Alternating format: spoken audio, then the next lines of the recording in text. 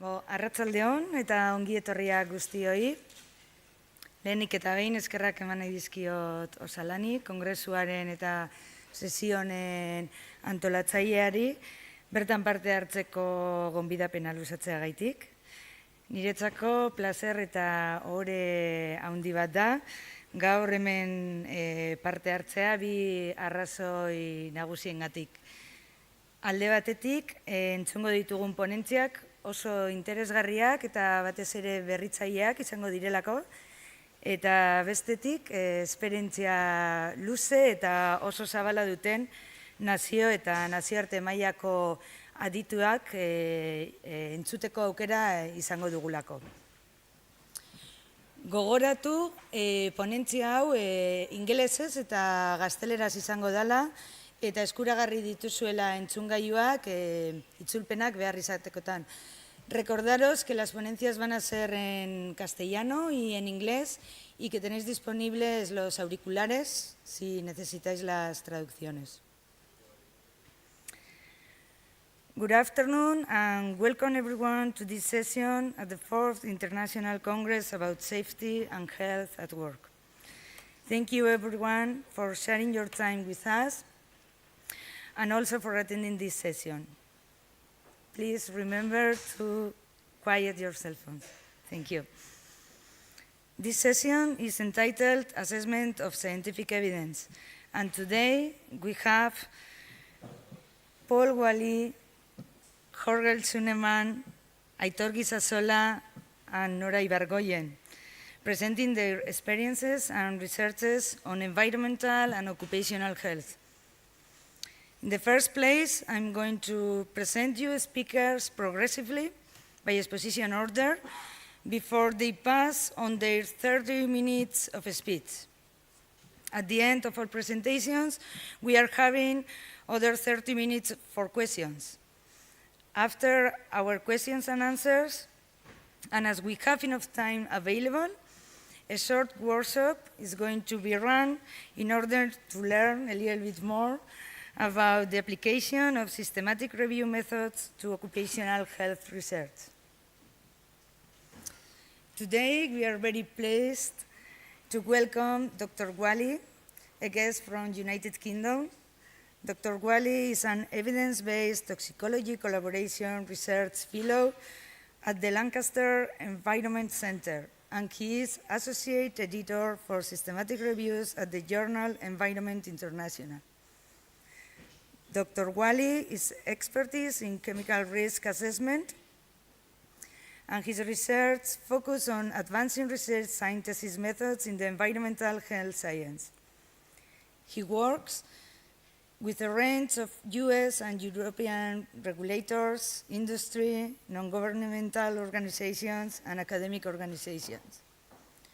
Today, he's sharing with us some of the challenges of evidence synthesis which are specific to chemical risk assessment, as well as standards of publishing systematic reviews in environmental health science journals. With that, I will ask you to please pay full attention to Dr. Whaley's words and help me to welcoming him to the stage. Dr. Whaley, please.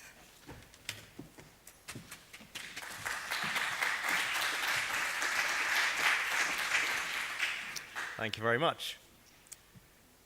Yeah, so I can't beat that introduction of myself. So basically I do have a background in environmental health, NGO, so non-government organization advocacy related to improving chemical risk assessment and chemicals policy to reduce the amount of pollutants we're exposed to and improve public health outcomes. So I now work much more around chemical risk assessment and research, mainly advocating the use of systematic methods in chemical risk assessment, because I think this will produce a better understanding of the evidence that the environment affects human health, and we can make better policy interventions as a result. I'm Associate Editor for the Systematic Reviews at Environment International. I am the first ever specialist editor of systematic reviews in environmental health. So that either means you can treat me as an authority or as someone who really doesn't have a clue what they're talking about. It is up to you.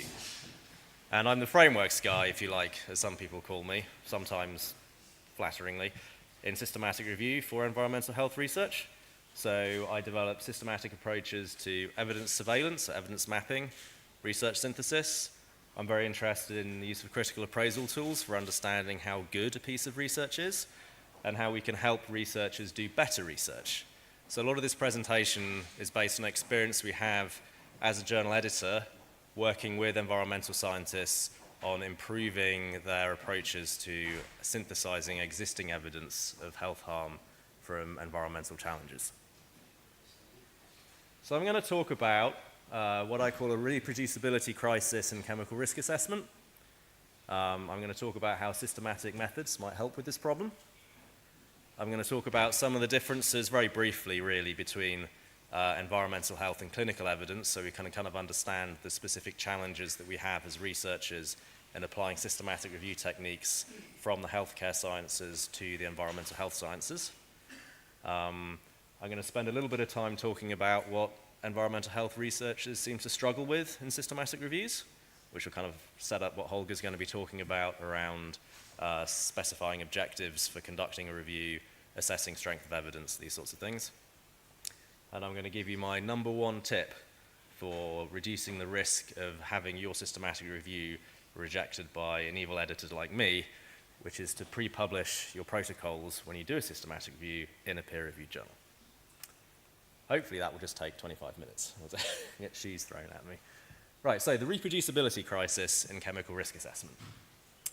So you guys will probably be familiar with the reproducibility crisis, as people call it, in primary research, where particularly in psychology, for example, there seem to be difficulties with one research group reproducing the experiments, the results of the experiments that another research group have conducted, right? I'm not really that interested in primary research. I'm a secondary researcher, okay? So I'm interested in whether or not we can get two different groups looking at the evidence of health harms from something like bisphenol A and coming up with the same conclusions about the health risks that it poses. So I don't know how many of you know or familiar with the chemical bisphenol A. Well, I am. I've spent too much time looking at it. Yeah, anyone? Oh, good. We've got like 3 people. Great. Sure you're exaggerating. Anyway, so bisphenol A, for those of you who don't know, was recently became the subject of quite heavy environmental regulation in the European Union. But you could find it in the lining of food cans. You can probably still find it in till receipts. Is anyone here drunk out of a hard plastic bottle, maybe a couple of years old recently? We've all done it. Yeah, there we go. So you've probably eaten it today, absorbed it through your skin today, and drunk it today. So it's nice, good to know. Because exposure to bisphenol A is so widespread, there's obviously a lot of concern that we might be exposed to levels which would present harm to our health, right? So there's a lot of research into this. So if you go into PubMed or whatever your science database of choice is, and you look for bisphenol A and impaired fertility, you'll very quickly come up with a very long list of studies where people have looked at this stuff, and it suggests that maybe there's some cause for concern here. And there'll be other health effects that people have investigated as well, because bisphenol A, because we're all widely exposed, is a very popular subject for research. So people have looked at bisphenol A and gender dimorphism, bisphenol A and increased risk of obesity, bisphenol A and increased risk of premature birth, and breast cancer, and behavioral disorders, and premature puberty. And the list kind of goes on and on and on. And you're like, oh my God, this sounds terrifying, right? But fortunately, we have august scientific institutions who can look at the evidence for us, right, and come to some determination about whether or not bisphenol A is safe for use in current circumstances. Okay? So we have organisations like the European Food Safety Authority, we have Public Health England, like the Food and Drug Administration, we have organisations like IARC interested in whether or not bisphenol A is a carcinogen, researchers, just kind of straight scientists, organisations like Karolinska, and they will hopefully look at the evidence and give us a definitive statement of health risks posed by exposure to something like bisphenol A, right?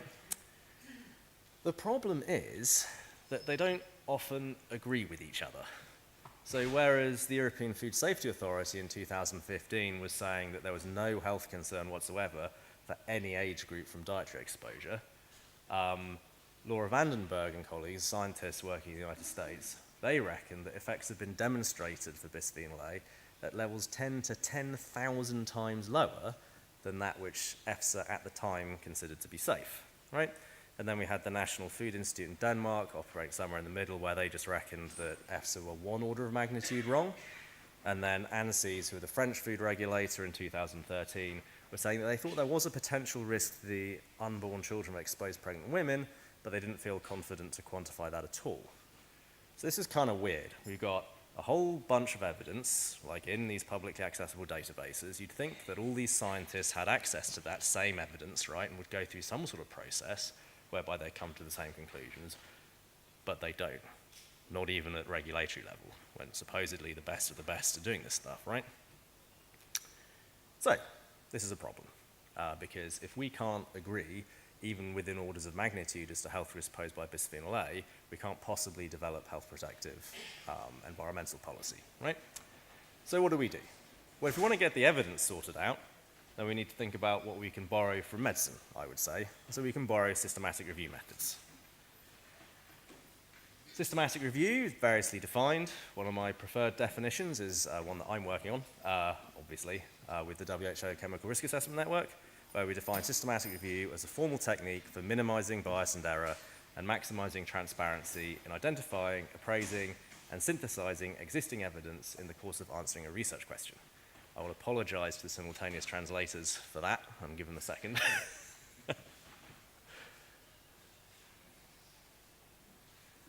Systematic review was conceived in the social and medical sciences.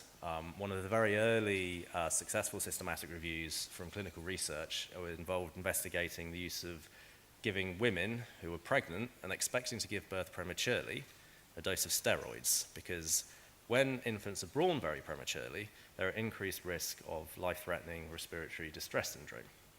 And that's a major risk cause of morbidity and mortality in very premature babies. So in the 1970s, there was hypothesized that risk of a respiratory distress syndrome could be reduced by giving a woman who is expecting to give birth very prematurely a dose of steroids, because that could boost the performance of the prematurely infant's lungs and increase their chances of being healthy and not dying in childbirth. So the first study was done with 1,070 participants in 1972, and it was a large trial, and it showed a clear beneficial effect in reducing mortality in infants in premature birth, right? Now, what scientists like to do is when they see a large study with clear results, is they like to do a load more studies, but they like to do small studies with unclear results. So over 1977 to 1993, loads more trials were conducted. They were small, they were individually unconvincing, and there were lots of differences between the studies, right? So it was very hard for experts to look at this very complicated, heterogeneous, contradictory evidence base and come up with a definitive opinion as to whether or not this treatment was successful or not. Everyone was just kind of confused. And as a result, it wasn't routine to prescribe a steroid dose to a woman who was expecting to give birth to a premature baby. In 1994, all these studies were aggregated in a meta-analysis, and lo and behold, it showed clear benefit. It actually showed clear benefit for something that we already knew 22 years previously, right? So we should already have known this. It was a load of small, individually unconvincing studies were unnecessarily conducted over a 22-year period. Goodness knows how many premature infants died because they weren't given a medical intervention which would have saved their lives. And all these studies which were conducted, because they weren't needed to be conducted, we were unethically prescribing an intervention to some women and withholding it from other women for the course of finding out something you already knew, okay, which is not acceptable. Since systematic reviews like this have been conducted, because they have such a clear and obvious role in resolving debate about the efficacy of medical treatments, they've become very, very popular in medical research, and they're now the most cited type of medical study in the literature, and they form the evidence base for medical guidelines worldwide. So we look at this, we look at the success of systematic review in medical research, and we think, oh, maybe as chemical risk assessors who can't agree with each other about health risks posed by bisphenol A, maybe we can apply systematic review methods in our field and get the same benefits when we're assessing health risks posed by exposure to chemical substances rather than health benefits from medical interventions, right? So we're interested in thinking about how we can use these same transparent, reproducible methods for reviewing what existing evidence says in answer to a research question in a process that minimizes the risk that the results of the review will be biased, but we can apply this stuff to environmental health questions. Okay? If I was being pompous about it, I would say I was elevating the literature review to the status of a science. And there are three hallmarks of the scientific method, right? We have transparency, where we try to document everything fairly exhaustively. Sometimes it feels exhaustingly. We have reproducibility, so where two different research teams should be able to get the same results. That doesn't always happen, but if they don't get the same results, we should at least be able to understand why they didn't get the same results. And obviously the results of our research should be truthful, right? They should be unbiased and as free as possible from systematic error. So that's what we're aiming at in a systematic review. Because when we're looking at existing evidence, there are three potential sources of bias where, when we're aggregating the results of multiple studies, that are the results of our evidence synthesis can get kind of thrown off course, right? So there's potential bias arising from flaws in the design and conduct, analysis, and reporting of included studies being transmitted through to the results of the review, right? So that's bias from limitations in the evidence itself, okay? Then there's also bias due to systematic differences between the retrievable and irretrievable evidence, right? So the published and unpublished evidence, so that's your publication bias, so we want to avoid that affecting the results of our review. And there's also bias from the conduct of the review itself, okay? So you might inadvertently make selective use of evidence, you might do it on purpose, right? You might be selective in how you interpret the evidence. You might be like, oh, well, these studies are better, I believe these more because my friend wrote them, or I wrote them, whatever. The idea is that you don't try to avoid seeing what it is you want to see or what you expect to see when you're aggregating a lot of different studies into a meta-study. So in order to kind of get some control on this processes by which bias can be introduced into an evidence review, in a systematic review, we break the review process down into 8 steps. To introduce a consistent set of procedures for each step, so we can minimize that in each of those steps that the end result of the systematic review will be biased, right? So we start with pre-planned protocol, right? Then we have process for searching for evidence, selecting the relevant evidence for inclusion. We have a robust process for making sure that all the evidence which is relevant to our review is reliably extracted. We appraise the validity of the included studies to ensure that we're reliably distinguishing between the better studies and the worse studies, so we just put more emphasis on the better studies. We then aggregate the results of all those individual studies using either qualitative or quantitative techniques into meta-analysis, and those have to be respectable methods. We then have approaches to understanding how confident we should be in the results of that meta-analysis based on how strong overall the evidence is, which is what Holger specializes in. And obviously you draw conclusions on the basis of evidence. The two bits which are probably kind of most conceptually difficult, I think, for people to kind of get their heads around, particularly as they're being introduced to systematic review, is this critical appraisal process.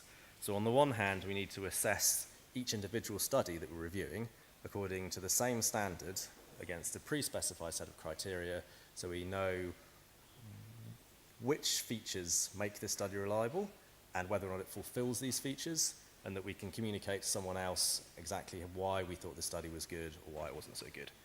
And the same thing, which is also even like a greater level of abstraction, is that we have to do the same thing for the evidence space overall. So if we have 20 studies, right, and on average they show a 10% beneficial effect, say, for medical treatment, then if those studies are all systematically biased in the same way, then that should reduce our confidence that that 10% figure is a true figure, right? Or those studies might all be done in very different study designs. So if they're not very comparable, that might reduce your confidence. Or all the studies might be done in rats instead of people. And then because rats aren't people, you might be like, well, okay, there's a 10% effect, but these rats are only limited in how applicable that evidence is to humans. So again, that might reduce your confidence that 10% value is a true value. So we kind of have to formalize that process as well. That can be quite challenging, but that's Holger's job. Systematic methods, okay, also promote transparency. That's kind of the idea. So all the steps of the process and all the judgments that are made by reviewers are documented thoroughly, in theory. So you explicitly state your objectives using PICO equivalent formula, something else Holger's going to be talking about. You find and select evidence for inclusion in the review against those, that kind of pre-specified objective. You make sure your quality criteria for distinguishing good studies from bad studies are stated up front, and that you explain how you came to conclusions about whether a study is good or bad. and so on and so forth. The idea is that all decisions can be seen by the reader or user of the review, and they can be evaluated. So if, as does happen quite often, two systematic reviews disagree, say, on how effective a treatment is or how toxic a chemical is, then at least you can see why the reviewers disagreed because of the different decisions they were making during that process, and you can say, well, these reviewers probably made better decisions, so we prefer this systematic review over this systematic review, right? It's all very nice. So basically, systematic methods compare favorably with expert-led approaches, and that's kind of why we really like them in environmental health science. There are some challenges with moving from the clinical context to the environmental health context, because the evidence bases are quite different, and this is something that I think in the 5 years since systematic reviews have become popular in environmental health research, that we are understanding better how to deal with these challenges. So systematic review was originally developed in the context of evaluating the efficacy of medical treatments, more or less, kind of exaggerating a little bit. So that really deals with randomized controlled trials of interventions, and you have relatively direct evidence from human subjects in these studies, and then because you have a lot of quite similar study designs, like the clinical trial is, they're not the same, they're fairly similar, and you've got populations who aren't the same, but they're fairly similar. It gives you a fairly homogeneous evidence base from which to synthesize and then extrapolate findings to the populations that you're interested in, like the patient in front of you who might be having a heart attack or something like that. Environmental health evidence is more complicated, as we know, right? It's mainly about predicting health effects from exposure to environmental challenges. So we don't do randomized controlled trials where we put like a person in a cage and feed them cigarettes until we find out how many more tumors they get from the person we keep in a cage. We're not constantly feeding cigarettes. We have to do observational studies, just let people smoke and then see what the difference is. We do randomized controlled trials in animals instead. Of course, people aren't giant rats, so it's kind of have to do some kind of extrapolative translational thinking to move from the rat studies to the human studies. So we have very heterogeneous experimental methods where the evidence is often quite indirect, or if it's directly in humans, then it's not controlled, so it's kind of tough to deal with. So we need to adapt systematic review tools, which are like, originally developed, say, by Cochrane, to the environmental health context. So that means kind of sometimes we need different criteria for assessing risk of bias in studies. And there was a lot of conceptual work being done at the moment on assessing directness of evidence. So, if you've got a mouse model, how much do we know about humans from the base of this mouse model, right? If you start doing some more in vitro research, where you're looking at specific elements of human biology or something, how do we build a disease model from each of these individual test tube experiments? It's very challenging. Systematic review frameworks which are trying to respond to these challenges include the navigation guide. So there were 2 publications in 2014 which elucidated or elaborated a framework for conduct of systematic review in the environmental health sciences.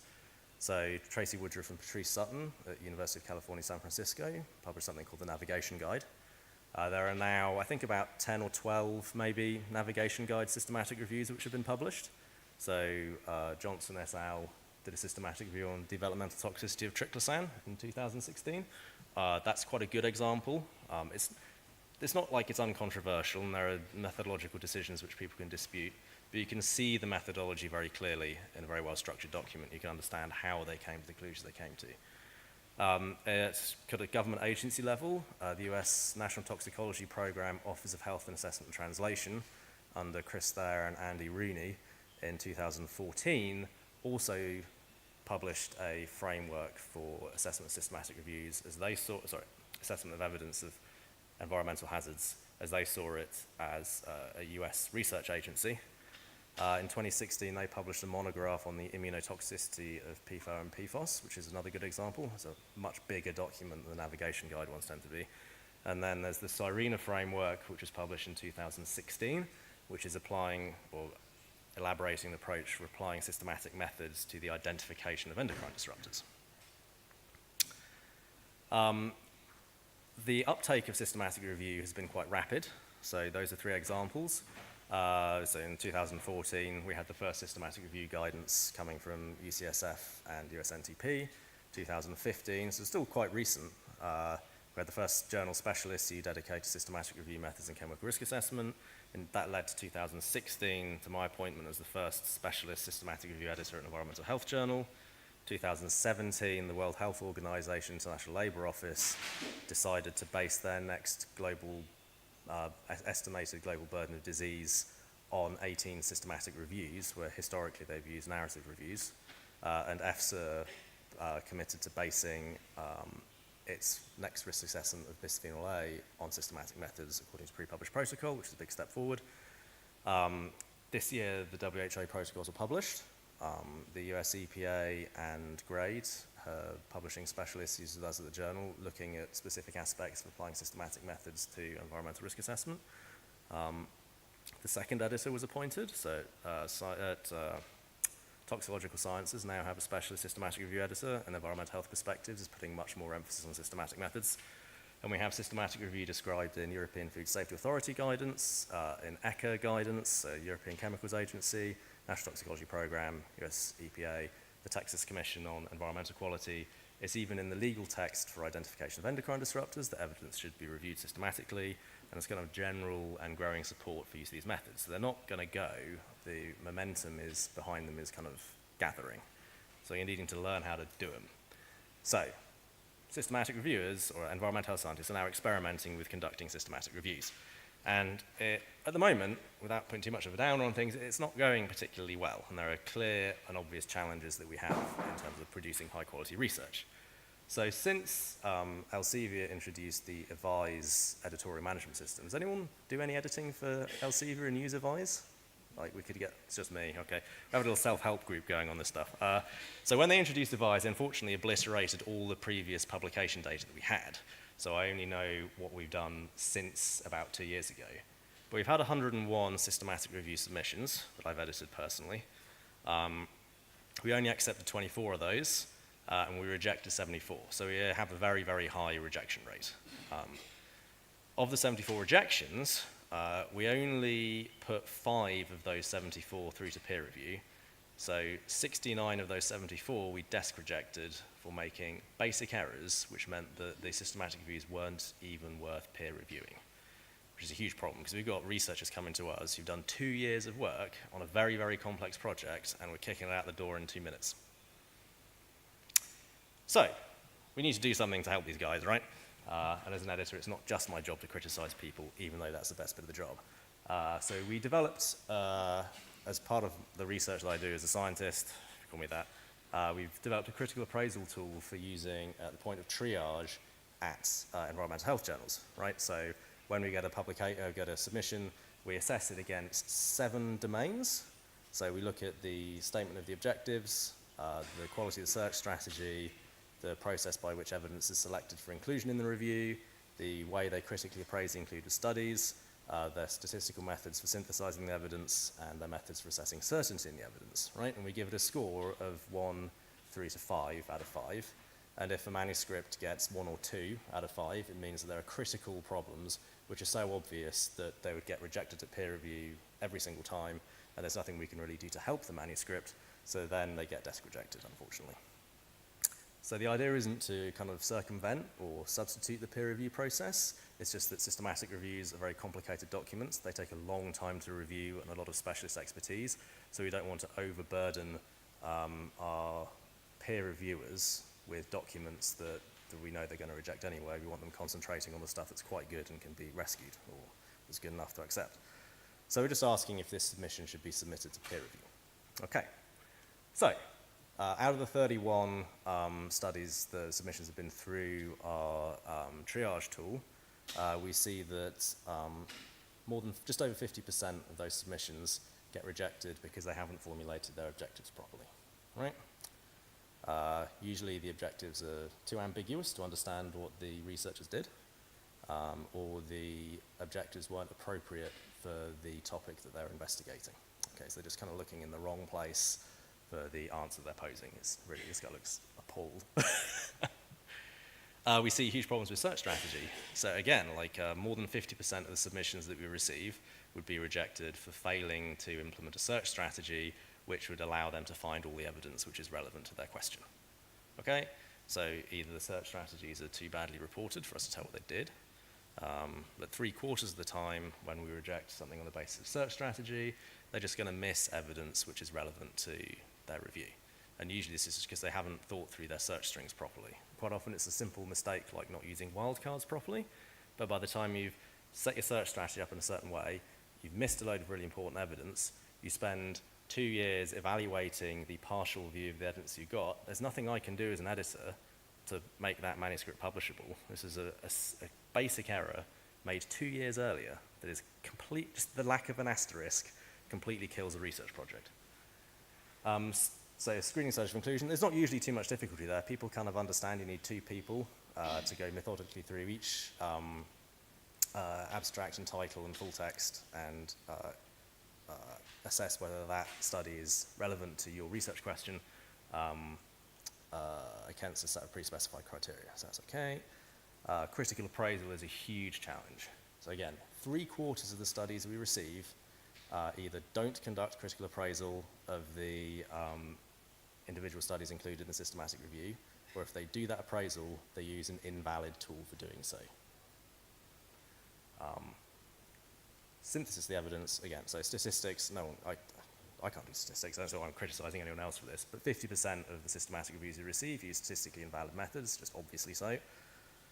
And then when it comes to characterizing certainty of the evidence, so you've got the whole evidence base, you've got done your meta-analysis, you're thinking about how much you believe the results of your meta-analysis. 70% of studies, systematic reviews we get, basically don't do any systematic or formal assessment of the strength of the evidence. They have no pre-specified criteria against which they judge the strength of the evidence. They just kind of present some thoughts they have, and we're supposed to believe that. So we reject those as well. So, common issues, right? We've got issues with problem formulation, a statement of objectives. We have issues with sensitivity and conceptual coverage of search strategies. We have serious issues with critical appraisal of individual studies, where they're not done, and if they are done, they use invalid tools. And we have serious issues with assessment of certainty in the evidence, where studies are almost, the evidence base is almost never assessed against a pre-specified set of quality criteria, let alone using a validated set like grade or something like that. And this is happening this happens a lot in the published ones anyway. We don't publish ones like that anymore. Other journals probably still do. Not mentioning any names. But we need to kind of figure out how we can help researchers not make these obvious mistakes. Because these mistakes, they're all easily identifiable. We can identify them in half an hour of reading a manuscript, right? So we should be able to do something to help researchers not make obvious mistakes in the process of planning their reviews, right? Because the way that the traditional publishing model works for submission of a systematic review is that let's just have a little laser thing. It might do. It does, yeah. So as researchers, right, you sit around, you have a nice little cup of coffee, cup of tea, have a think about, what research you're going to do, okay? And then you plan it. So you think, oh, well, we're going to look in these databases and we're going to think about this question and whatever. And then you might write up some sort of protocol so you know what you're doing. You might register it if you're particularly industrious. Then you just kind of go ahead and just do your systematic review, which is fine, it's nice, it's cute. And then you write it up, which is nice, into a draft manuscript, and then you send it to me. And then I'm absolutely horrible to you because I have quite a detailed process whereby we try to make sure that we don't publish misleading research, right? So we have a bunch of reporting standards that we make people adhere to when they submit a manuscript to our journal. You have me who sits hunkered over my computer just looking for things you did wrong. We send it to peer review. We get 4 people peer reviewing every single systematic review we receive. So we have 2 methods experts and 2 topic experts to pick up all these problems. If you're really, really lucky, you get past editorial review, you get to peer review, and then you get some sort of discussion going about how to improve your systematic review so it's publishable. Okay, then we have an editorial student behind a manuscript. Anyway, so this bit here stops 75% of systematic reviews being published without ever getting to peer review because there's obvious problems. We're not going to waste our time peer reviewing it, right?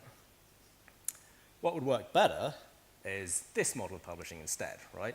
Where instead of just doing planning and then drafting your protocol and keeping it to yourself and then going straight to conduct, is if you send that draft protocol to a journal, then I get to see what you guys are doing at the planning stage of your research, right? And then we can fix any obvious mistakes that you guys are making, or even non-obvious mistakes, even better, right? And we can ensure that if you get past me, you go to peer review, we can do all the kind of fancy stuff, right, that we do with full submissions.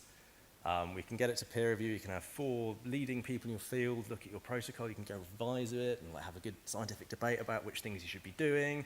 Okay, then we can accept that, And then you can go to conduct it, and then you can be really happy and confident that by the time you're conducting a review that's been peer-reviewed, it's been accepted for publication as a protocol, all this kind of stuff, if you just follow that protocol, you are guaranteed to be published, right? We would never, ever reject a systematic review if it, for any other reason other than failing to follow protocol by that point. If you find nothing at all, it's the most boring results in the entire world, we'll still publish it. So that way you can kind of be confident that if you go through that peer review process, you pre-publish protocol, you're going to be happy. So WHO have just started doing this. So for their next work-related burden of disease and injury assessment, so that's the World Health Organization to the National Labour Office, going to estimate how much injury and illness is caused by occupational environmental exposures. They're doing 18 systematic reviews, and last year they made a decision to publish those protocols with us, so we were able to peer review them. And I can tell you, I don't know what my next slide was. Yeah. So peer review identifies serious issues and the validity of these proposed methods. If they had conducted those systematic reviews without going through this peer review process for the protocol first, they'd have been desk rejected. So we would have desk rejected, I'm trying to think how many cumulative years of work that would be, 18 times 20. 36 cumulative years of work by research teams with 20, 21 people in each time. That would have been a complete disaster, right? We resolved all of the issues with the planned methods in 12 months, which sounds like a long time, but it's not really, because each team now has an additional publication, so instead of getting one paper out or 2 papers at the back end of the project, they get 3. The final reviews are expected to take an additional 6 to 12 months, so that means that over the whole time of the project period, like the longest systematic reviews are taking 2 years to conduct, right? Now your average systematic review takes 18 months. So what they could have done is they could have spent 18 months just doing the systematic review, not publish a protocol, get desk rejected, or they could spend an extra 6 months, and they are guaranteed now that their reviews are of extremely high methodological quality, and they will definitely get published. So, to summarize, there is a problem with the reproducibility of chemical risk assessments. We haven't solved it yet, because not everyone's doing systematic reviews, but systematic reviews should, in theory, help.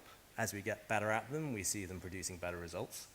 They're becoming increasingly prevalent in environmental health research.